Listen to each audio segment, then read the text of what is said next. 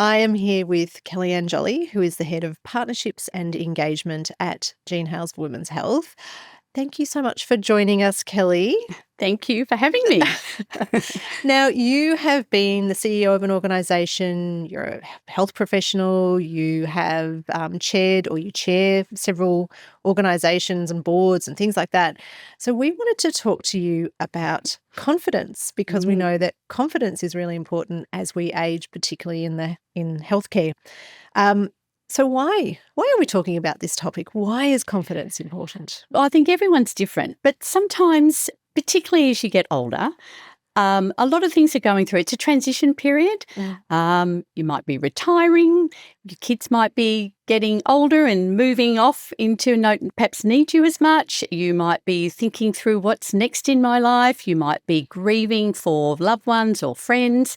So it is a real transition period, and sometimes we can start to lose our self-worth and start to lose our confidence a little bit. So it's really important that we continue to think about this because we always want to be able to have that sense of control and be able to be heard. And I think this is a really important time to think about it. And I've heard you talk about confidence as being something that's important to make sure that our own needs are met. Is that what you mean in terms of looking after yourself or something like that?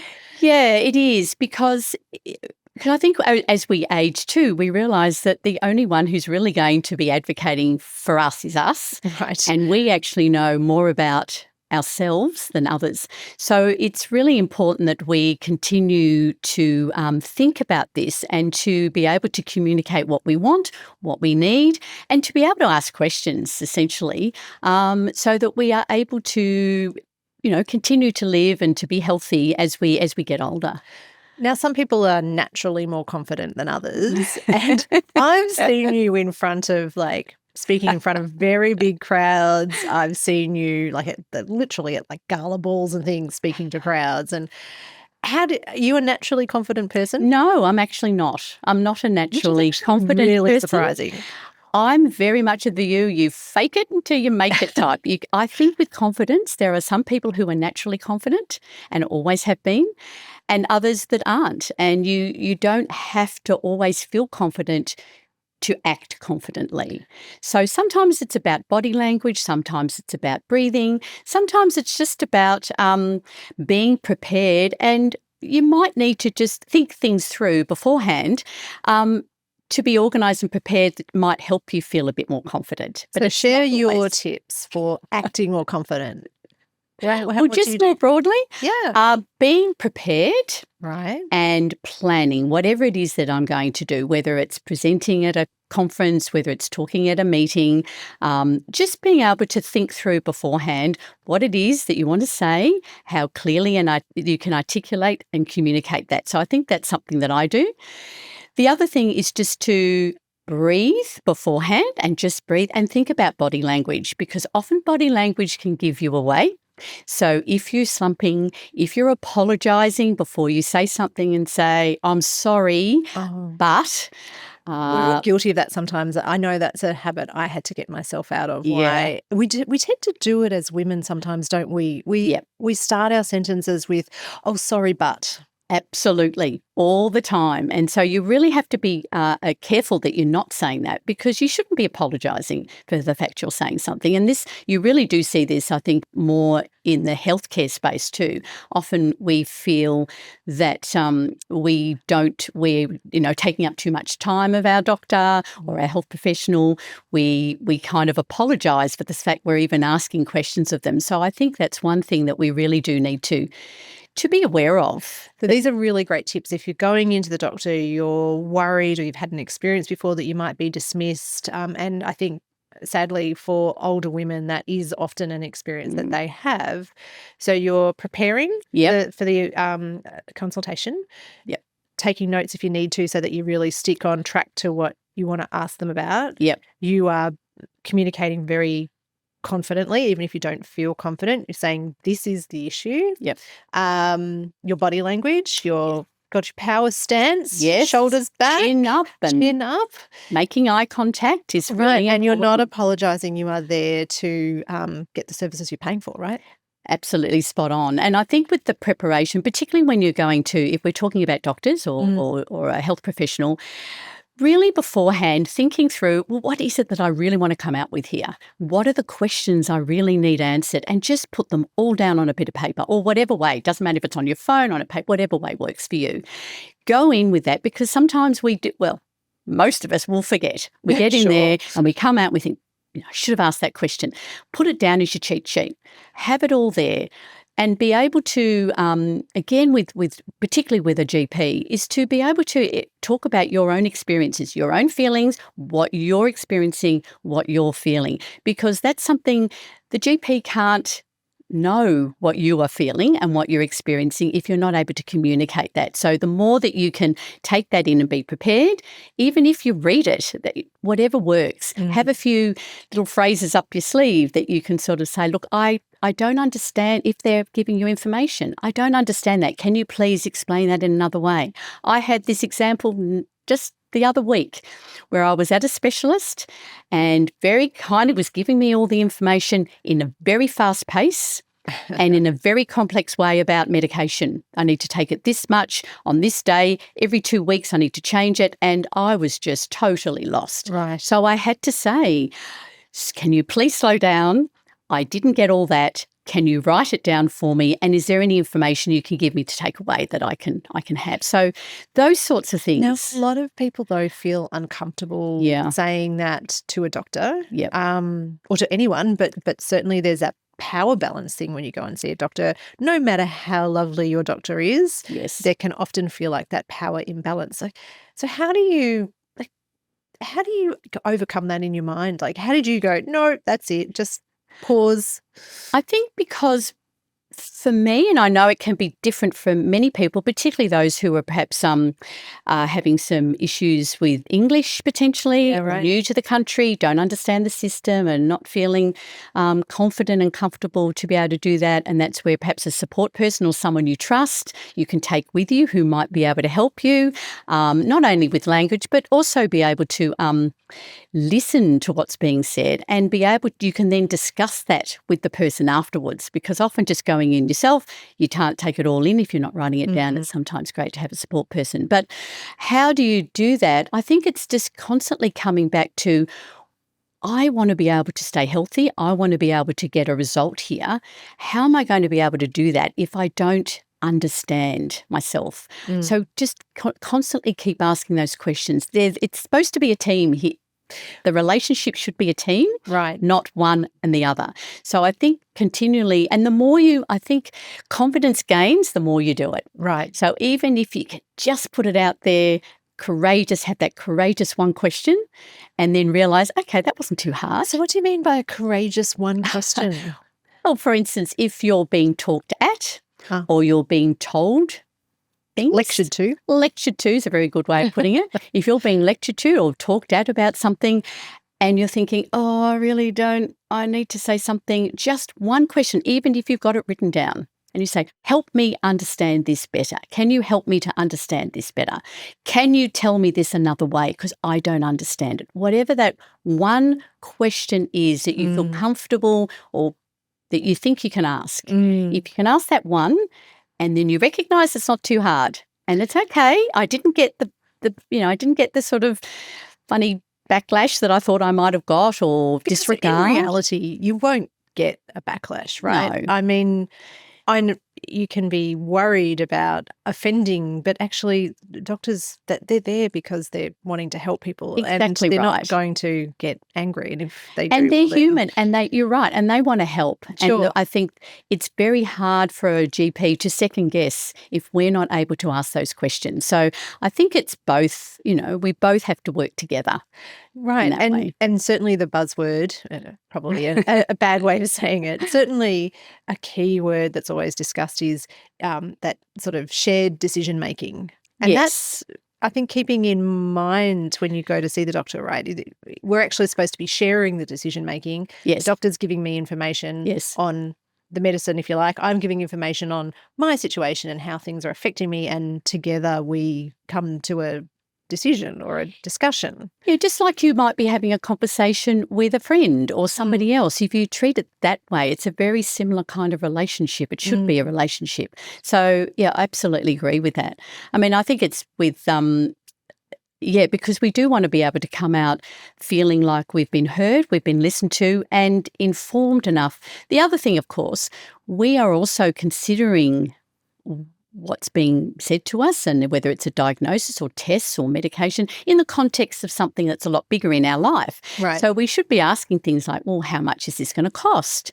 Is there a priority here? How urgent is these tests? Can I do this one at a time or do I have to have them all done together? That's really good advice, actually, because often I think a healthcare professional says, right, well, here's the list of things that you need to get. But if you actually cannot afford to get them all done at once, or you can't even you don't have the time to travel to go and get them all at once. Yes. Asking for that, that's a really great tip. I hadn't have thought of doing that myself.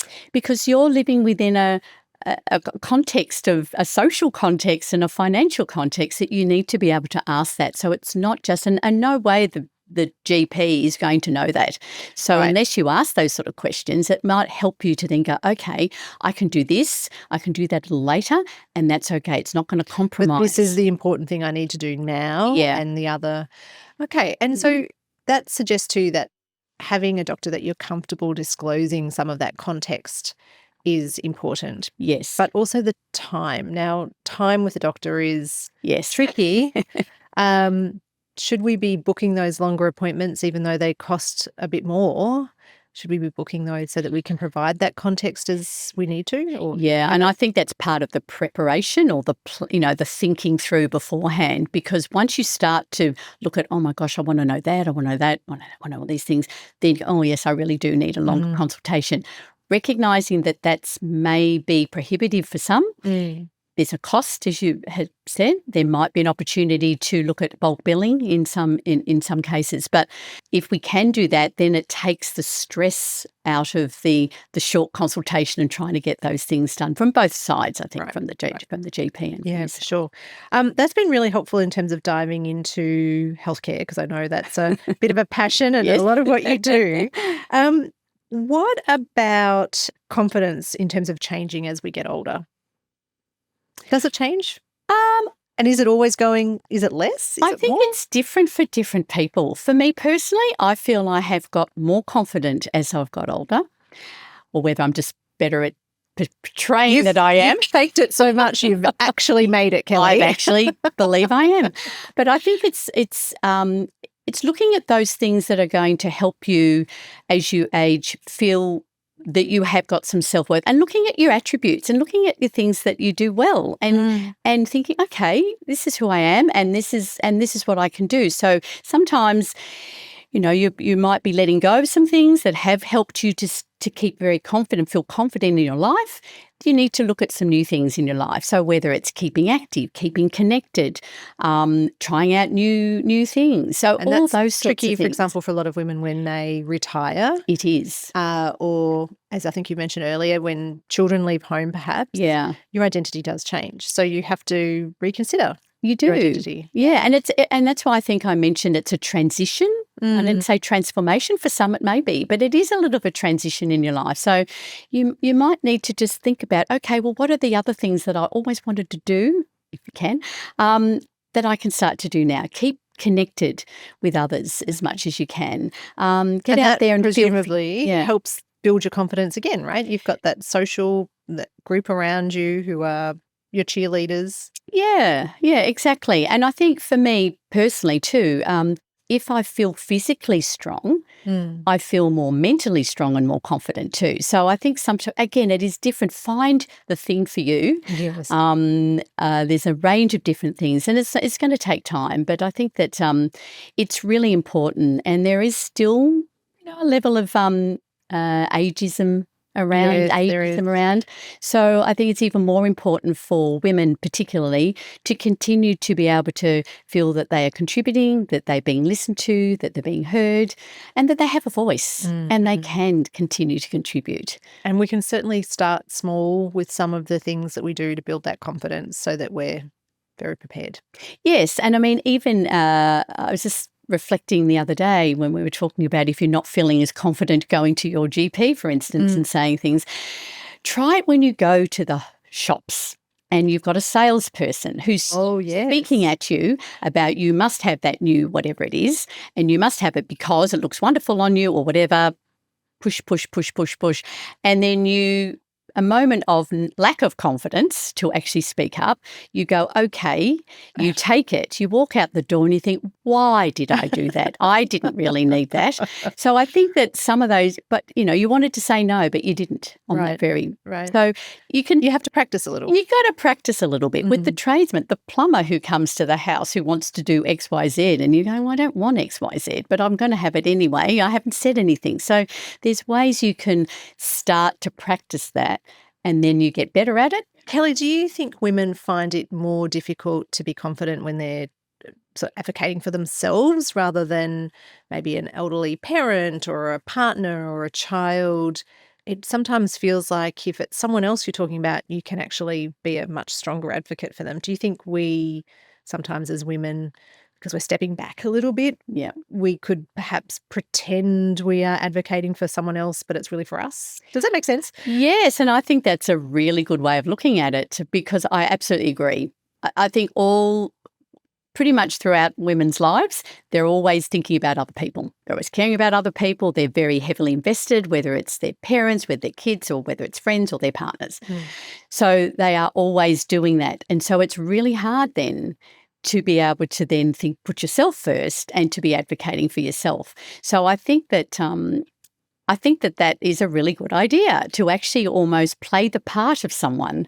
And I'm whoever, and I'm advocating on behalf of them and not think about it as yourself it might be a really good strategy to give you the confidence to be able to do that, because I think that most women would definitely be out there advocating for or asking questions if it relates to their children or their partner or their parents if they're looking after, and that's what women do, all those areas. So, yeah, great tip.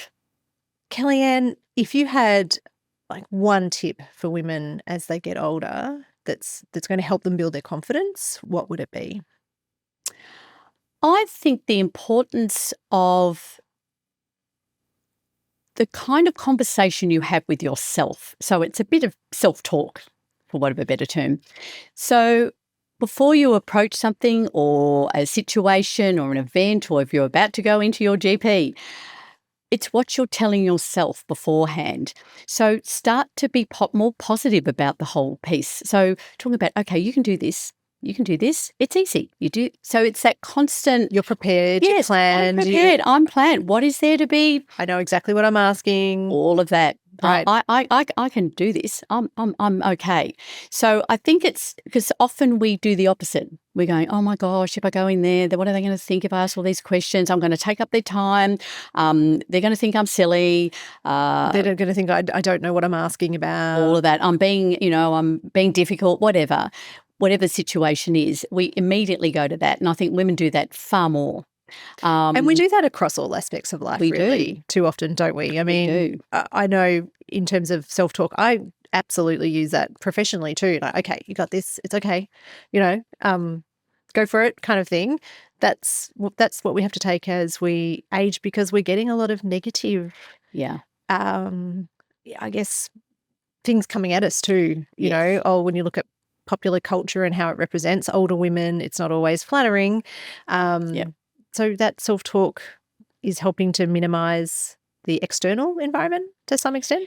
Yeah, and I think it just helps you to be in the right kind of mindset as you approach the situation, because if you go into the situation in that negative, or you're thinking negatively about it, or, all the things, all the deficits about what might that person think of you, what you are yourself, immediately you're not walking into with a confident attitude. You're actually undermining your own confidence. You walk in probably not even realising it, a little bit slouched, a little bit looking down. You're not necessarily eye contact. So all those things then are all linked. So the more you can have that sort of self-talk, and you just do it to yourself. You can do it in the mirror if you want, whatever works for you.